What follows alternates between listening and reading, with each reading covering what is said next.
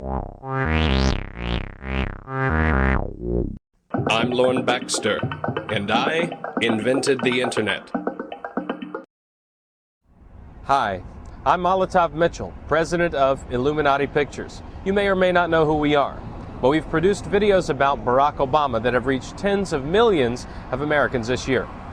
We introduced the public to Black liberation theology and liberation theology before anybody knew just how scary both of them were. We also interviewed Jill Stanek, star congressional witness, and exposed how Barack Obama actually supported infanticide as a senator in Illinois. As an independent motion picture company, we've taken it upon ourselves to expose the corrupt things in Barack Obama's past, things that the mainstream media has been all too willing to conceal. Now, personally, I'm not a Republican. I'm not a Democrat either. I'm a registered independent. I am not into conspiracy theories. I don't wear tinfoil hats. With that being said, with all the videos that we've produced, I have to tell you, this is the big one. Please pay close attention and give us your full consideration as I present the October surprise. Obama is not producing these documents, and if he's not producing them, it means he's a total fraud, he's a phony, and really he should be arrested and tried and deported.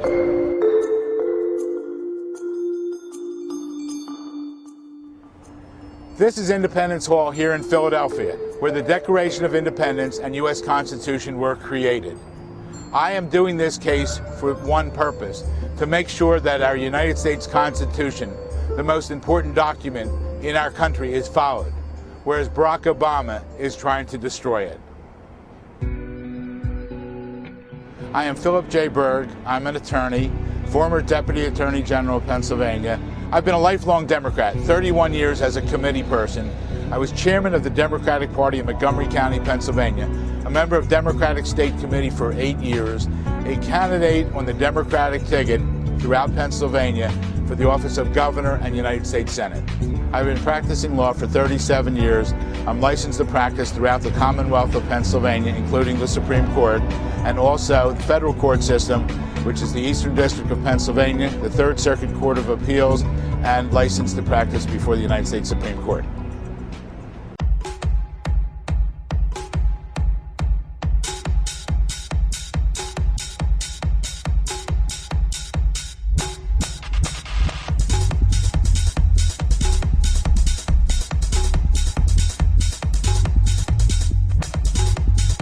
The most important document we have in this country is the United States Constitution.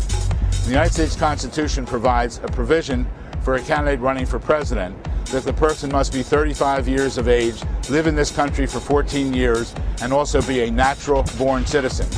Barack Obama is not a natural-born citizen and therefore not qualified to be a candidate or to be elected president of the United States.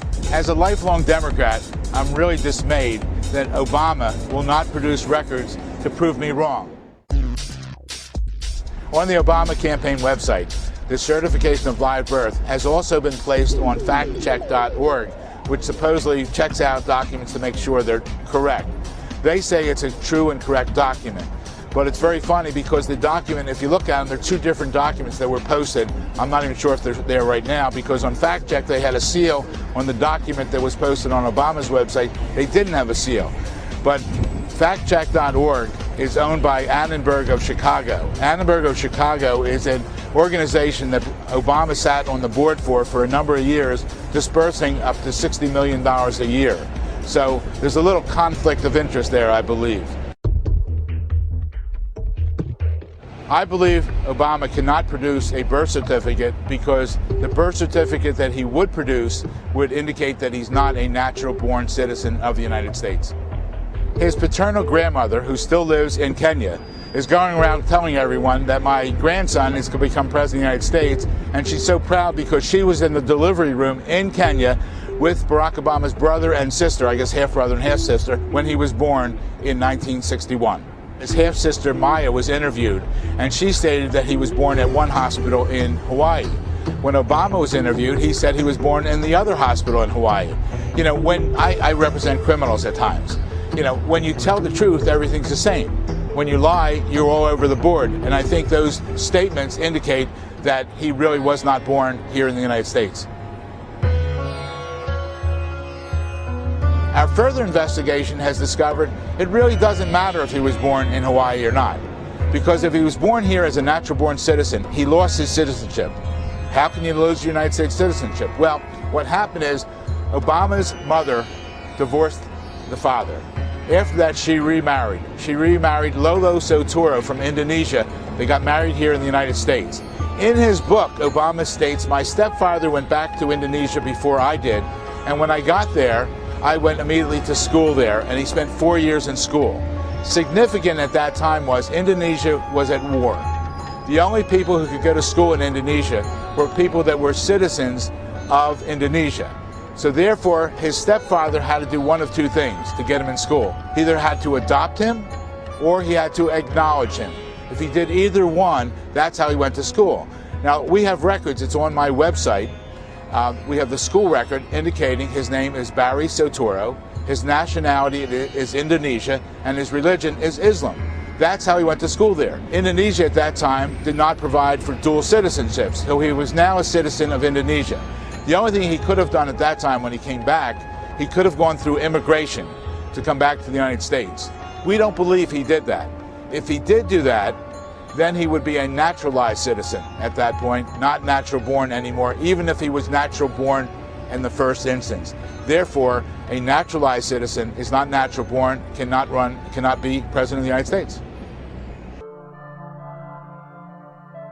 Not only is Obama trying to dismiss this case under legal technicalities, which are proper, but also it's an outrage that the Democratic National Committee has joined in with Obama in these motions. Why is it an outrage? Because the Democratic National Committee has a different role. I believe they have a role to all Democrats in this country and all citizens of this country to make sure that they put forth qualified candidates. And when this lawsuit was filed, if they didn't know about it before, they knew about it when they were served, and I feel they had an obligation to go to Obama and say, produce credentials to us. And if you can't produce them to us, they should have taken their next step, and that is remove them from the ballot, and they could substitute a candidate for president. So to join together with Obama to hide from the public facts which should be presented is a disgrace. On the flip side, we have John McCain, who's running for president, and when someone questioned where he was born, because he was born in Panama, his parents were both United States citizens, his father was in the military, but what did he do? He immediately released his birth certificate, he immediately released his medical records. He said, whatever you want, I'll give it to you, and he did right away. On the other hand, you have Obama, who has refused to release any records, and in my federal court case, he's hiding behind legalisms, which, although proper, it's a disgrace because I think the people in the United States deserve to know, where you were born, where you're a citizen from, and what's going on, why you're hiding your background. It's actually a disgrace to all the voters, all the citizens of our country, but more important, to the over 18 million people that have voted for Obama, and to the people in this country who contributed more than $425 million to Obama. That's the bigger disgrace, and Obama owes them a huge explanation. Obama can ignore this only so long. There's a motion to dismiss before the court.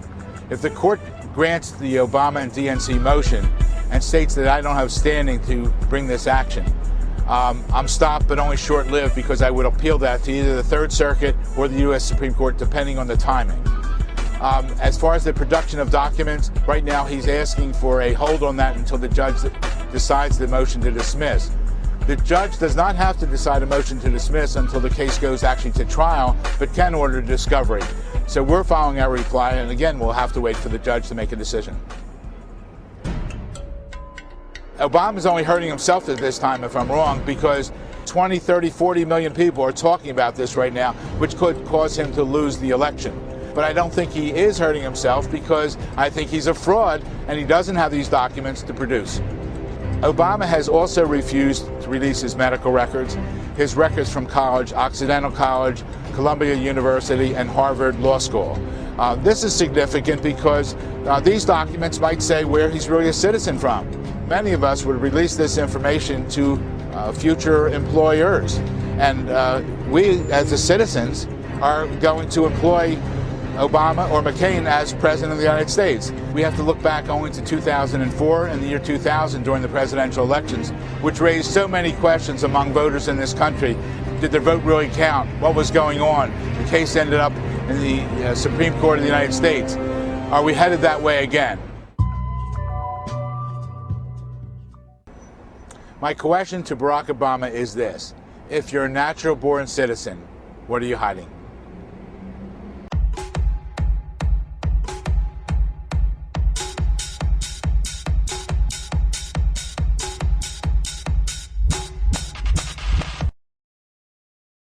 I'm Lorne Baxter, and I invented the Internet.